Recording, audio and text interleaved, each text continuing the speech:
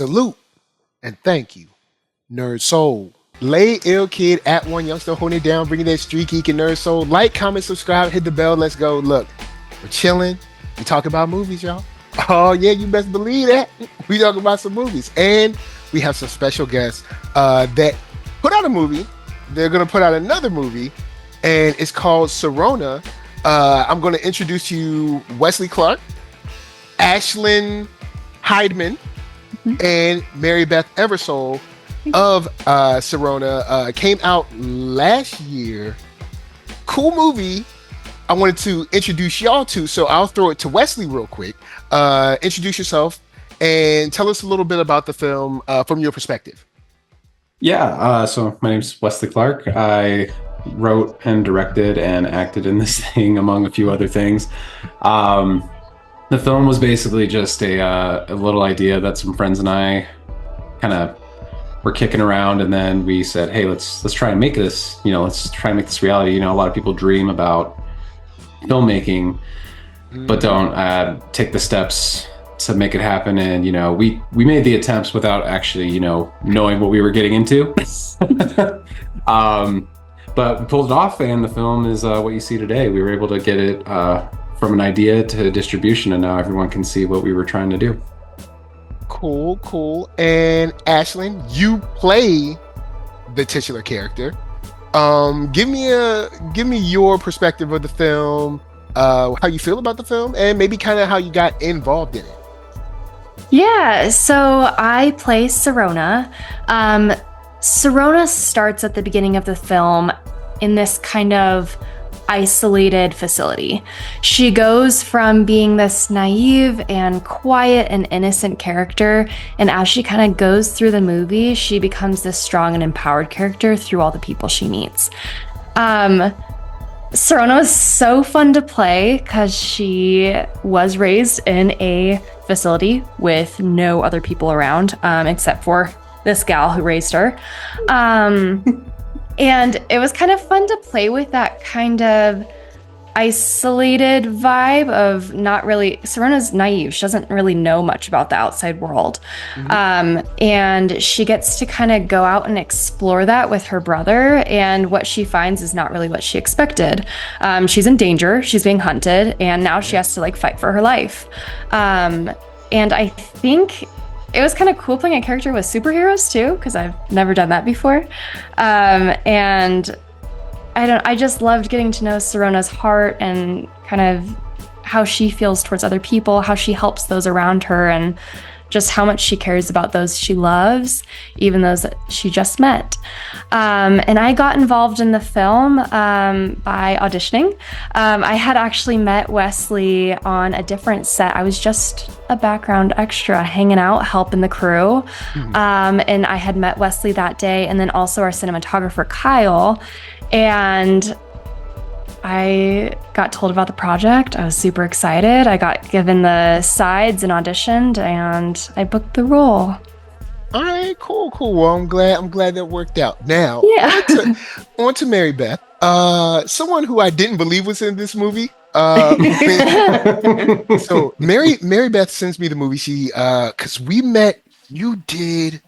Invisible Wounds. It was the TV series I was working on writing. Yes. Yeah, which I'm still working on it, but Cool. So we met in LA. So you send me, you're like, hey, I got this movie. It's about superheroes that got powers and stuff. You should check it out. I'm like, oh, okay. You're in it. And she's like, yeah, I'm in it. I'm like, okay. So I watch it, and I'm like, I don't think she's in this. Maybe she sent me the wrong, but no, you come in at the end. Yes. And you kind of illuminate things for Sirona and the crew that she's with. We'll talk about it a little bit later. To sort of your perspective on the life and the travels that or the path that she's on, or that she's been on. And you weren't the type of character I expected you to be. I was like, oh my God. She's not being nice. So if you could give me some insight into your character, how you got involved with the film, and your character as well. Okay, cool. Yeah, so I play the lead antagonist in the Sirona. This is actually a trilogy. So the first film, second film, hopefully third film. And I am Dr. Truman, and I am the person who runs Valkyrie, which is the place that Sirona came from. And I love to experiment for the sake of science. And I think I'm saving the world, and I am, in fact, destroying it. So, after Sirona escapes, in the first movie, I actually am concerned for we don't know what Sirona is going to turn into. We don't know where her powers are going to go. My experimentation went beyond my realm of even understanding. And so in a quest to then understand and try to figure out the science, where I've ordered my Valkyrie guards to hunt her down and find her in an effort to keep her safe. Okay. But really, it's that's what you say. Right? Yeah. Exactly. No, but I really believe that Dr. Truman, I do believe that she really believes she's trying to keep the world safe in her own convoluted way. But she's also unwilling she doesn't set boundaries when it comes to her research or figuring out the answer. Gotcha. So it's fun, and no spoilers, but you will see me quite a lot more in the second movie. Yeah, we'll just talk about the first movie now. Yeah. And we'll have the link for that down below and everything. Everybody can check that out. Cool. So how I got involved. So I auditioned as well. My agent put a call out, and the first round was doing a monologue. So they said, do a monologue in the essence of a scientist who thinks she's saving the world but might be destroying it. And I thought of Jodie Foster in Contact. And so there was a wonderful monologue from when she was in front of the Senate hearing about her experience that she had and why she spent all this money, and she wishes she could explain it, but she can't. And, so I did that monologue, and then I went in for a callback and booked the role. So cool. Yeah. If you could, I guess, Wesley, give me an idea of how this even became the little idea, and then sort of why this little idea, because I'm pretty sure you have other ideas for other movies. Why this one? So I'm sure much like other filmmakers, a lot of people start off just making shorts and other things that give them the experience just to kind of play around with creating film and whatnot. And I've been doing that for probably about 6 or 7 years with friends. But the two of the actors in the film, the one that plays Jason Miller and the one that plays Alan Cross, their names are Ben and Jeremy. They're friends of mine, and they were just kind of, I don't want to say moping, but they were like, we never get to be in movies with the other people around here. What can we do? And I was like, well, let's make something. But I'm like, what do you want to do? And Jeremy's like, I want to do a military movie. I'm like, that's expensive. We're not doing a military movie. I'm like, I can do military contractors. That's a little easier to fake. So no military sci-fi budgets yet? No, it's a tiny budget. But I'm also a huge nerd. And by the way, I'm focused on the interview, but I'm loving the art behind you. I'm just thank you. I'm a huge comic fan, sci-fi films, all that different stuff. And it just came down to, I want to implement something that I know very well, which is that kind of genre. But how can I do it cheaply? Because when you think of superpowers, you think of these big blockbuster movies. And so I had to really whittle down the simplest abilities I could think of. And so it's okay, well, we want to work in military contractors. What do they want? What are they after? What are they doing? What are they fighting? And then it's well, let's just make it about they're hunting someone, okay? And this someone has superpowers. Well, what does this person do? And then it just kind of snowballed from there. And so I kind of built off that idea that Jeremy brought up, because he wanted to go big, but it was that's expensive. And we were very fortunate just to pull off this film for the budget we had. I'm a little surprised we were actually able to finish. But, this whole thing turned out to be at least for me, like film school. Like I didn't go to school for any of this. I jumped in very arrogantly, if you will. I'm like, oh, I can do a feature film, not realizing what I was asking to do. And a lot of lessons learned, a lot of things I want to improve on in the next one as well. But I am proud of what we were able to pull off. Like it was a lot of stresses, a lot of obstacles, but a lot of talented people that were able to help me on this thing. And Cool. I couldn't be more grateful for that. All right. Now, speaking of pulling this off, you pulled off the first film. First film's done. It's out there. People are watching it. You have tons. You have tons of like comments, views, all that stuff. And I want to get into some scenes later, but you are looking to pull off the second one. Can you let the people know exactly what you're doing to make that become a reality? Because we need, some help to get this next film created. Yeah, we're currently in the midst of a crowdfunding campaign for the sequel, which is on seedandspark.com. That campaign ends like next 2 weeks. We have 11 days. 11 days, Yeah. 2 weeks out. So for you guys watching, it's 10 days, like 10 days. Yeah. October 24th. You'll see this tomorrow or Yeah, so Monday. campaign ends October 24th. Cool. And the reason I looked at Mary Beth is because she's been helping me with this campaign. Yeah, I'm the team lead for the campaign, Oh. and I'm pretty sure most of the cast and crew and team are really tired of me. Killing it, Because though. I'm messaging like, let's do this. Say thank you. Let's go. Yes, you have to do what you can. Yeah. And then we do plan. The first film did do decent enough as far as finances to really we can roll that into the sequel as well. So the hope is to basically compile those earnings with the crowdfunding and actually get a better budget than we had last time to really improve on those things for the sequel. So that's the current plan. Cool. We do have investors. Awesome. Yeah. So speaking of that, can you give us a bit of what you're thinking about doing with the second film without spoily stuff? Because I don't want to get too far into that movie. Maybe only things that you talk about on the crowdfunding site. Yeah. Yeah, the crowdfund I was very careful of what to release as well. But we're just upping the stakes. Like the first film, you spend a lot of time getting to know the characters. And a lot of people, if you've read through the comments, say it's a very character-driven film, which that's fine. And so now that you know these characters, it's basically like setting up the dominoes. Now it's time to knock them down. Now it's really time to put them through the tests. And like, now that you know them, I don't have to spend all this time in the sequel setting everything up. I can literally just jump into the meat of the consequences of their decisions in the first film. And, in the first film, the antagonists were more the mercenaries kind of splitting sides on where they stood on everything. Well, the main antagonist pulling those strings was, Mary Beth's character. And now we dive into, she's like, okay, she's done playing games and she and her crew are just getting involved to put everything back into place the way she wants it. She did mention it before. Her character is very, thinks she's helping things, but she's also a very scientific person.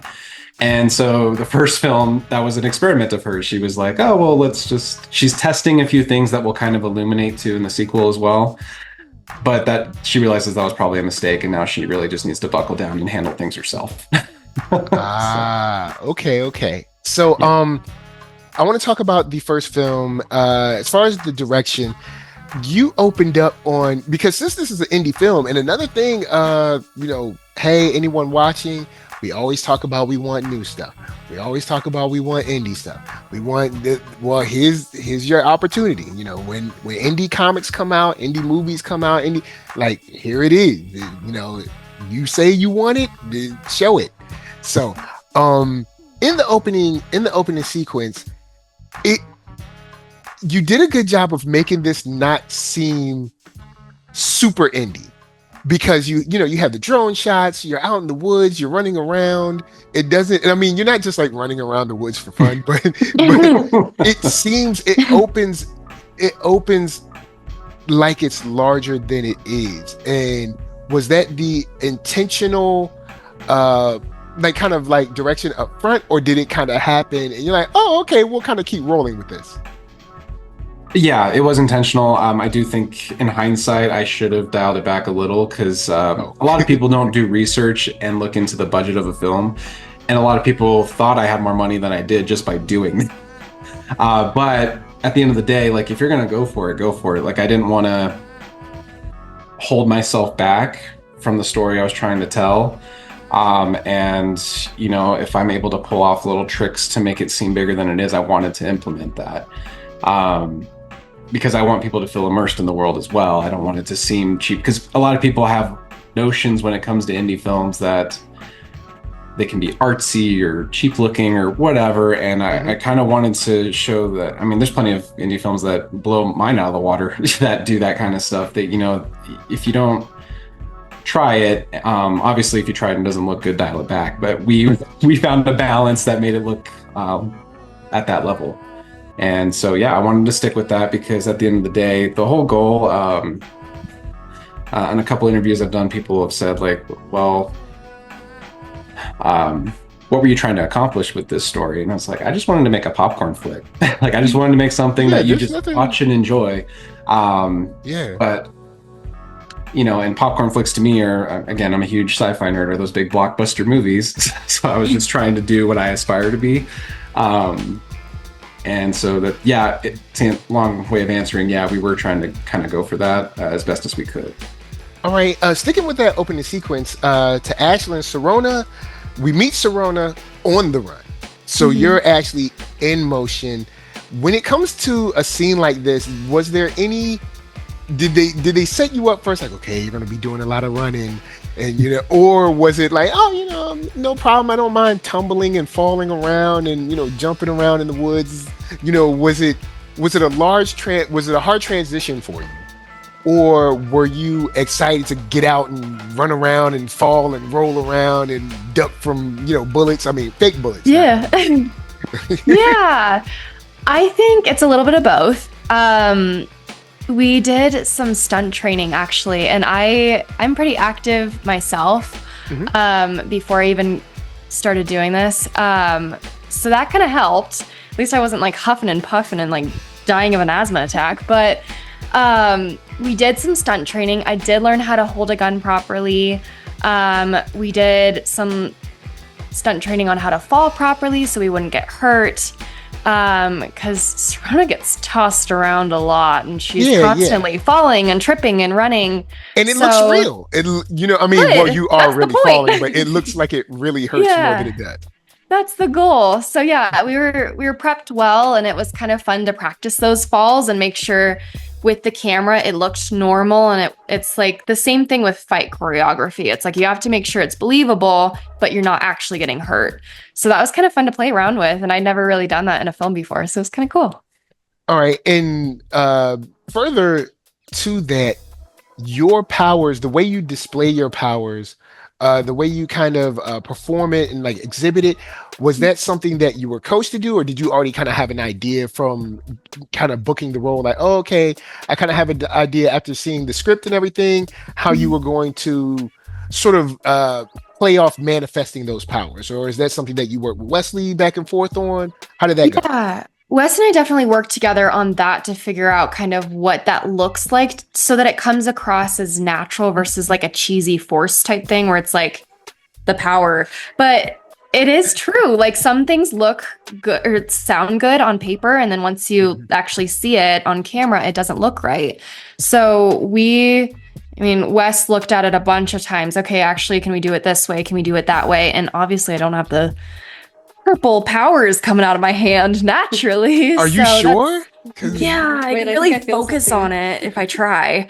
But it did kind of, that's the fun part about being an actor. You kind of get to play with that and imagine like this world of me having actual powers coming out of my hands and really like forcing that power onto someone.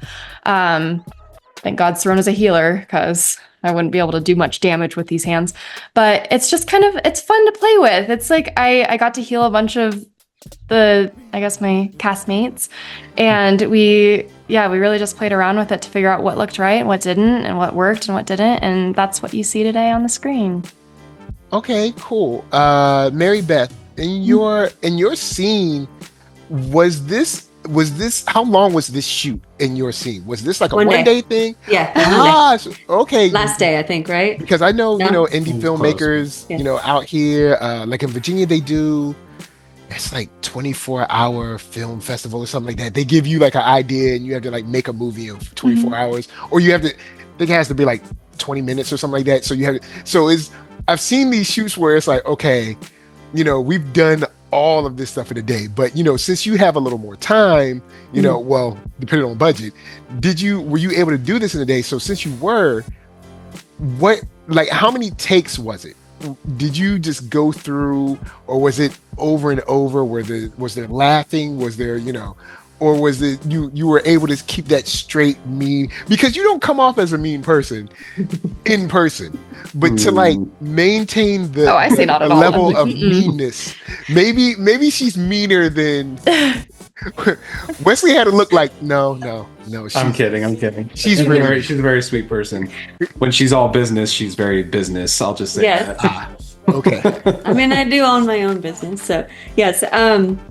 Okay, so here's a little background story on me. So as an actor, sometimes when you're trying to figure out what your quote unquote brand is, you'll go take workshops, whatever. So I took a couple Essence workshops when I was in Los Angeles. And one of the things that several people said in there, because you're supposed to write down like adjectives that describe the person and then describe when they go into their acting, what it's like for them. And one of the things I kept getting was aloof and mysterious. Oh. And I was like, when I got the feedback, I was like, aloof, really nice. Like, what? Actor ego. And once I got over myself, and I talked to my acting coach in LA, he was like, use it. Like, you could totally play a villain if you wanted to. Like, and I was like, you're right. Okay. So, kind of through the process of self-exploration, as well as like taking some workshops and getting feedback from people, I came up with the essence of what I usually play and have been cast as often is the sympathetic villain. I've played it frequently. I was the Baroness in The Sound of Music. I was the stepmother in Cinderella. I was like, and I'm like, all right, well, I guess I'm this person. So I knew that going into my audition. I knew I had that kind of side of me. And it's just like you said, when I'm all business, I'm business. So I just kind of pulled out my business side. And I get that from my dad. Love you, Dad. And I don't know, that's I kind of found Dr. Truman through that, but I didn't want her to lose all of her humanity, because she is a human being. And really her quest is for science. And the belief that she is truly helping in her own way. So that's where it's at right now. And I'm excited to explore her much further for the second film. So, yeah. Cool. I'll throw this to the full panel of guests. What do you want people that may not have seen Sirona to get from Sirona? What's something that you want them to kind of like get or experience while watching Sirona? Can I? Yeah, go ahead. Okay. I really love the fact that when we started getting comments and feedback from fans, they commented so much on the chemistry of the cast and just the fact that these mercenaries particularly were just so close knit, and the chemistry between the mercenaries and Sirona. And they were saying, please don't change. If you do a sequel, don't change the core cast. This is, and I think, I really believe that audiences love to root for lovable characters, people that they really kind of get invested in. And I believe that this film has that. And I believe the whole trilogy has that, honestly. Mm-hmm. So. Okay. Wesley? Mine's more geared towards just other artists and creators out there. Like I did it, like we did it, and I want them to feel like they can too. Like a big lesson I really had to learn, and I had to talk about this with a few people, is how to process those that didn't like your movie and also process the ones that did. And, you know, at the end of the day, no film is going to have 100% love. Some people, it's art, everything's subjective. And I know that fear can hold a lot of people back. I was terrified before I released this thing in the world. I was like, are people going to like it? They're going to hate it. And I got to experience a percentage of both. And for a while there, it did really bum me out on the negative side. But I did look at the negative stuff and I wanted to learn from it. I'm like, okay, what are they complaining about? How can I improve? Yeah, is this something that's real, or is it something that's just, hateful?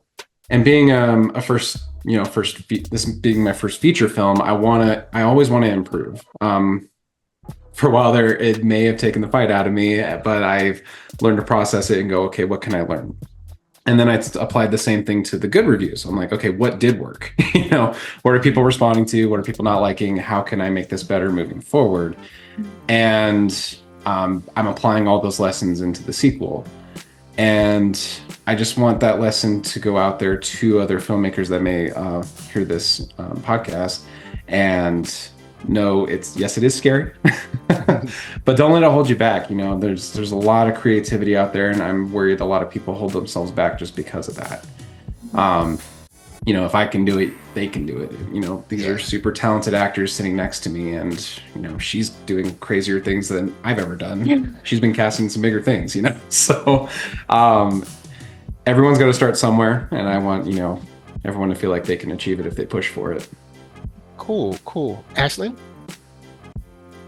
I think something that I personally learned from Sirona, and I think everyone else can, is Sirona is a story with a lot of heart and a lot of drama and a lot of strength. And I think it's a good balance between all these emotions. It really takes the audience for this ride of you're from the start of the movie, you're already captivated by what's going on.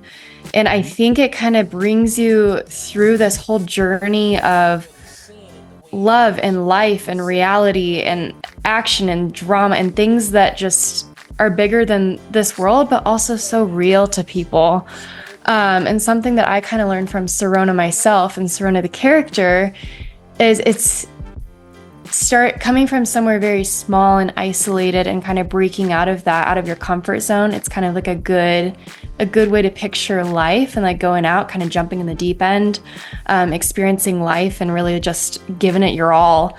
And the movie is about the relationships she makes, the people she meets along the way. And I think that's kind of it's just a cool story. It's cool to watch. It's cool to experience. It was awesome for us. As Mary Beth said, the cast was super close. We all still are. So it was amazing for us to all meet each other. But I really think it was cool for me to kind of watch and learn and grow with my character Sirona and with the people around me. And just see her go from this like naive state to being this like powerful character and really growing in her confidence and knowing who she is towards the end. And I think that's a good life lesson too. And I think I've learned a lot from just playing her character in general. And I remember we did a screening premiere for Sirona, and there was a kid that came up to me. This is the first time this has ever happened. And she was like, I want to be you for Halloween. Because this was in September, and I was like, awesome. Me? You want to be me? Really? Silly old Ashlynn? Like, that's so silly, but it's like huge to me. And it's like, what cool. An impactful story that some person watched that and saw this like fearful character turn into this fearless character. And I think it's just so cool to me. It's a cool journey to be on. Yeah, I will say, and I know we haven't talked a lot about the contractor splitting sides, but there are, she does grow a lot.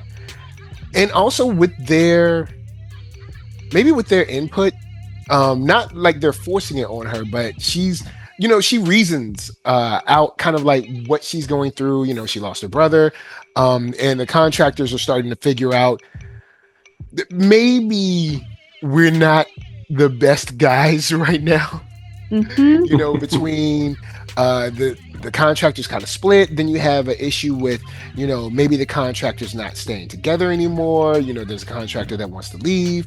Then there's one that's kind of like a true believer. So it's like awesome when he's like, "Oh, you have powers, great, cool." Right. So, you have This these guy. he's like, "Oh, you have powers, great, cool." So Yeah. there's there's a mixture of kind of positions and emotions, but they do align on both sides. And we get some good action, and we do get that growth, which I think is cool. Even the military contractors that are already, I guess what you could say, kind of in their profession or whatever, they then kind of grow again because they realize, or they decide where their line is regarding Sirona. Because at first it's like, "Oh yeah, this is some, go get him." And it's like, "Oh, okay, cool, we gotta go get him."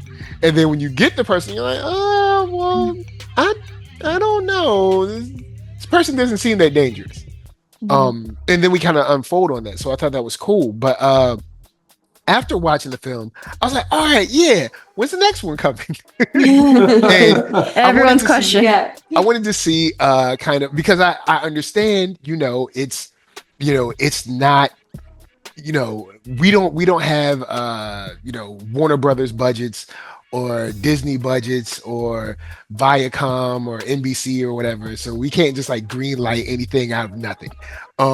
But maybe not individually, but together we can. So guys, do not forget that they are crowdfunding the second film. And once again, what's the name of the site that it's on? SeedandSpark.com. Cool. And the link is below, guys. Go and check that link below. It'll also be in the first comment. Click the link. And then every little bit counts, whether it's a penny or a pound. But so I like the movie. So I was I believe I commented and shared the movie, but I was like, okay, cool. Let me see what other people are saying. So I pulled out a couple of comments that I was excited about, because I was like, okay, cool. It's they're not alone. These people aren't alone, or I'm not alone, I guess you could say. I'm not alone in liking this. I'm not by myself. I'm not crazy. Because sometimes you go in the comments just to make sure you're not crazy. Totally. The first comment I wanted to pull out was from Lori Parker 2440. She says, now you see, you don't need a big budget and loads of CGI to make an engaging, entertaining film. Just good writing, solid performances, and a whole lot of heart. I love these kinds of movies. Yes, I want that sequel, please, in peace. So it's good to see that there are people that want these films that are indie films, because we don't get newer books, newer properties, new stuff. We need the next generation, like Ashlynn was talking about. The next generation needs their they need their Ninja Turtles, they need their Voltron, they need their they need their thing. Like, I mean, don't get me wrong, I was born in 82, so I'm I love so I love Turtles, Transformers. I took my son to see Transformers 1. It's awesome. But kids also need their new thing, so that they can look back and say, "Oh, I remember Sirona when I was 8, and now we're on Sirona 10." Sirona the Ocho, but no. But another comment said by Insada Fustian 9872. I love your YouTube names. But says the plot line was spot on and the setting was gorgeous, which is another thing I'm going to touch on in a second. But the characterization was fascinating. They felt like real people, not just narrative icons, with bickering about trivialities, moments of indecision, stupid oversights like not keeping their guard up when viewers, quote, know they should. And I wanted to stop on that comment, because the comment is a longer comment, but I wanted to stop on that and I have a question for the actresses in terms of doing things when we know these characters should. Was there a dialogue between you and Wesley about like, "Oh, well, I don't think he would say this, or she would say this, or I don't think she would react like this, or I don't think he should do this because real people don't do that kind of thing. Do you mind if I go first? So with Sirona, she was kind of a little different just because it was kind of going back to this mindset of she isn't really exposed to the outside world. So some things that I might think like, well, duh, she knows what bacon and eggs are. Like, that's not something that is common for her. And so we kind of had to step back and really like trust Wesley and trust his vision that he kind of can see that, because the camera doesn't lie. You can see clearly when someone's not telling the truth. So I think it's like genuinely believing what we're talking about and working with a good director that can kind of guide us through that and say like, this is why she thinks that, this is her world that she's grown up in, and kind of give you that backstory. That's really super helpful for us to kind of know where to start and where we end. So yeah, I don't know if it was necessarily difficult, but it's just kind of a different perspective. And that's kind of the part of being an actor and playing with different times and different directors and stuff. All right. Mary Beth? Yeah, so it wasn't even necessarily about specific dialogue. It was more about just the character in general, personalities, and the fact that in order to humanize Dr. Truman, because it is my core belief that every human being has good and bad in them, and they choose, and I kind of brought a little bit of that into my character. And I had several conversations with Wes and before and during Sirona 1, as well as since then, about Dr. Truman just thinking that she's doing what's right. And even, and not judging my character. That's the big thing as actors. We can't judge our character. When you play a villain, it can be very easy to be like, I would never do that, but when you're playing someone, you have to find a point of view that is theirs and that requires them to go on the path that they choose. So we've had a lot of conversations about that. Okay. And also, shame on Dr. Truman for not letting her know what bacon and eggs are. Right? I know. French toast or What kind like of abuse pancakes. is that? Like, how did she not have pancakes? Like, what is wrong with you? I mean, it's a sterile He's an environment. animal. I can't believe this. Kind of like doesn't know what bacon and eggs are. Doesn't know what like pancakes. Yeah, blame this lady. Kind of person. I don't know. But for Wesley, the comment about the setting was gorgeous. I know you made mention of kind of like making it look like it costed more than it did. How long did it take you to nail down these locations?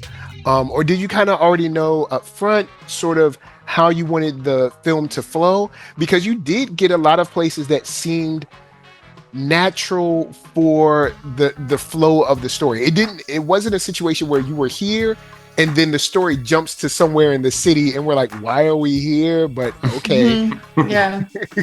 As for the timeline, I honestly cannot remember. I did spend probably a couple months, if not 3, with my cinematographer, Kai. We traveled all over Colorado, just going to places, reaching out to people that own properties. So everywhere we shot was basically privately owned, which allowed for a closed set, which was really nice. Because for a while there, I was like, oh my gosh, I'm gonna have to get a permit to film in some of these places, and then I won't even be able to control it. So fortunately, I took advantage of the state we're in. We're all in Colorado. And so I'm like, you know what? There's no better set than our own backyard. Yeah. So we'll just film out in the wilderness, which was a pain in a lot of different ways. But oh, you mean so nature wasn't just a perfect sunny day around 75? Crazy how that happens. So fun fact about the cabin, it is an Airbnb. That was probably one of the hardest locations I had to find because I didn't know anybody with a large enough cabin to pull this film off. And if you watch the film, I would say like 60 to 70% of the film takes place there. And fortunately, I reached out to a very kind person that owned that Airbnb. And when I reached out, he was like, "You want to film a movie on my property?" I was like, "Yeah." He let us come up there. We checked it out, everything. But little do you know that cabin is right off a highway. And that was a pain in the butt to film. Yep. And I'm guessing there's no sound wall. No. Okay. Understood. I already know. As someone, yeah, I already know. So if that helps make the film a little bit more impressive to you. Yes, because it doesn't come off like that. It doesn't come off like there's like you're sitting right beside 405 or 95 or 85, any of the popular highways. We picked our times to shoot outside when it was less busy, because it is up in the mountains. So even though it's a highway, it wasn't like stupidly busy constantly. But some of our nighttime shoots, we were like, oh my God, like, why is there so much traffic at like 10 p.m. out in the middle of nowhere? And fortunately we got through it. But yeah, like I going for that bigger budget look, I'm like, if I want to pull this off, I have to be in it. Like I have to be in there's no faking this. Either go all or none. And so fortunately we just wrote in locations that I made an educated wish on getting. And fortunately, all these people were so kind to let us film on their property, and we were able to pull off the authentic look we were going for.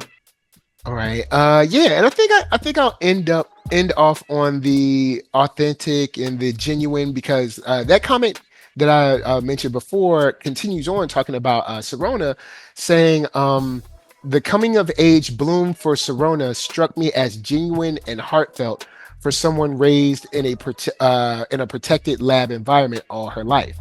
So this is, these are comments, and there's more comments of people just saying like, hey, I like this. This is awesome. Let's get more.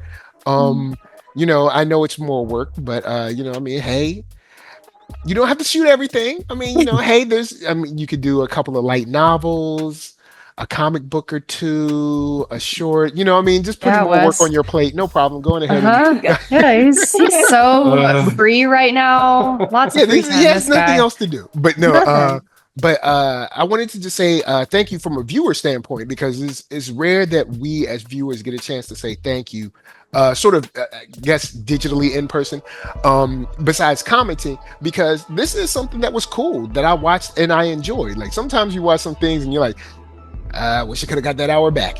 But it's like I'll be 93 and be like, I could have had one more hour.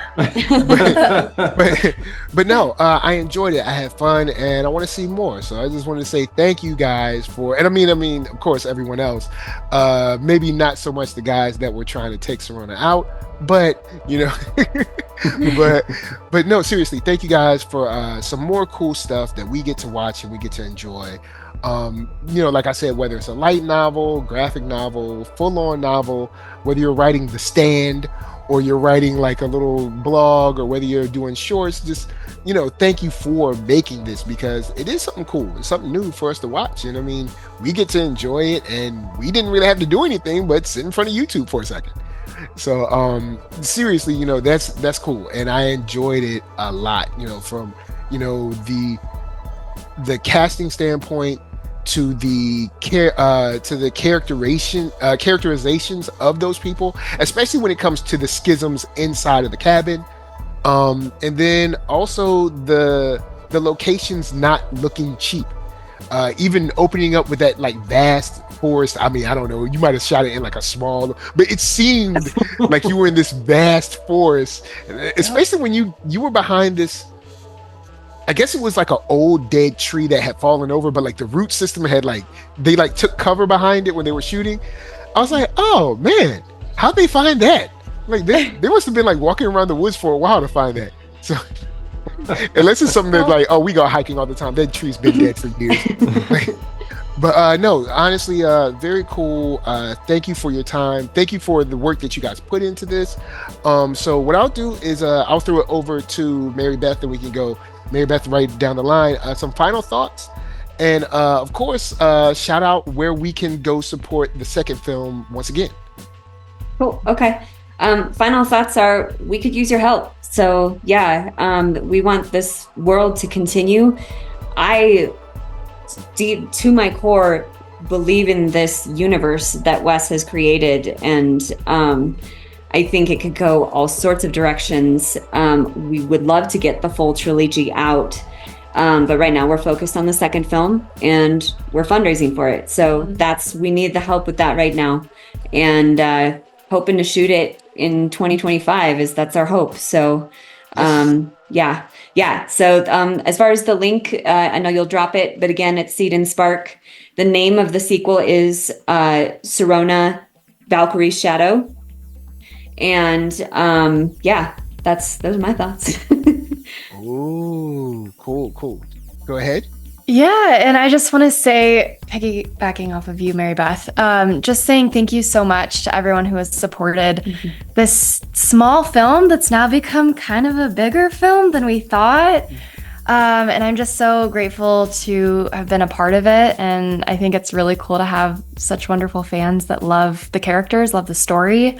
And we're so excited to get started on the second one.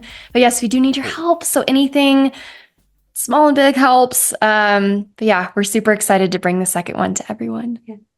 All right. And Wesley? Yeah. I'll just kind of reiterate what I said earlier.